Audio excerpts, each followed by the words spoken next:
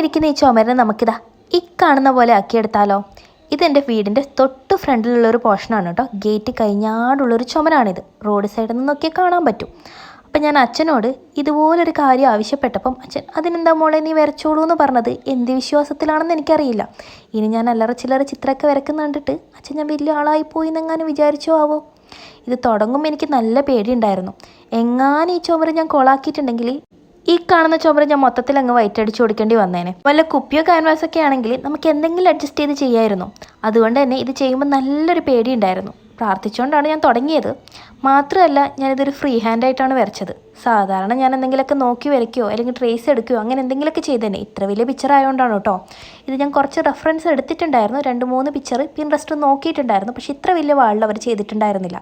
എല്ലാം കുഞ്ഞു കുഞ്ഞു വാളായിരുന്നു. അപ്പോൾ ഇത് ഞാനിത് വരയ്ക്കാൻ വേണ്ടിയിട്ട് ഇവിടെ ഒരു ബ്ലാക്ക് കളർ ക്രയോൺസാണ് എടുത്തിട്ടുള്ളത്. ഇത് വരച്ചെടുക്കാൻ വേണ്ടിയിട്ട് എനിക്കൊരു 10-20 മിനിറ്റ് കൊണ്ട് തന്നെ വരച്ചിരുന്നായിരുന്നു. തീർന്നപ്പോൾ ഞാൻ വിചാരിച്ചു ഇത് ഇത്ര ചെറിയ പണിയായിരുന്നോ, ഇത്രയേ ഉള്ളൂ എന്ന്. പക്ഷേ ഇവിടെ നിന്നല്ല മക്കളെ ഇത് പണി തുടങ്ങിയത്.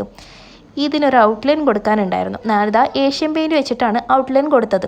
ഈ ഒരു ബ്ലാക്ക് കളർ വെച്ചിട്ടാണ് മൊത്തത്തിൽ അങ്ങ് ഔട്ട്ലൈൻ കൊടുത്തത് കേട്ടോ. കുറച്ച് പെയിൻറ്റ് ഇതുപോലെ ഗ്ലാസ്സിലേക്ക് കഴിച്ചിട്ടാണ് ഞാൻ പണി തുടങ്ങിയത്.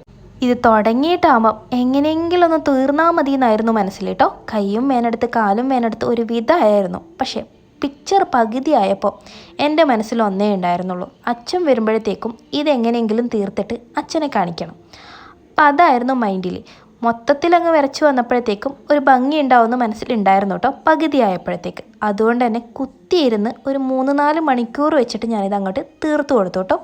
ഇതുപോലെ ഔട്ട്ലൈൻ കൊടുക്കുമ്പം കുറച്ച് കട്ടി കൊടുക്കുമ്പോഴാണ് ഭംഗി ഉണ്ടാവുക. അതുകൊണ്ടായിരുന്നു കൂടുതൽ പണി ഉണ്ടായിരുന്നത്. മാത്രമല്ല ഈ ഒരു വാള് പെയിൻറ്റ് അടിച്ചിട്ട് 5-6 വർഷമായിട്ടുണ്ടായിരുന്നു. അതുകൊണ്ട് തന്നെ ഇതിൽ കുറച്ച് ക്രാക്കും പെയിൻറ്റൊക്കെ അവിടെയൊക്കെ പോയിട്ടുണ്ടായിരുന്നു. അതുകൊണ്ട് പെയിൻറ്റ് പിടിക്കാൻ കുറച്ച് സമയമെടുത്തു. മാത്രമല്ല കുറച്ച് ഉറുമ്പും അതിൻ്റെ കൂടെയൊക്കെ ഉണ്ടായിരുന്നു. എന്നാലും ഞാനിത് കംപ്ലീറ്റ് ആക്കിയിട്ടുണ്ട് കേട്ടോ. അപ്പോൾ ഇതാണ് ഇതിൻ്റെ ഫൈനൽ ലുക്ക്. അപ്പോൾ നിങ്ങൾക്ക് ഇഷ്ടമായിട്ടുണ്ടെങ്കിൽ ഒന്ന് പറയണേ. അതുപോലെ ചാനൽ ഇഷ്ടമായിട്ടുണ്ടെങ്കിൽ ഒന്ന് സബ്സ്ക്രൈബും കൂടി ചെയ്യണം.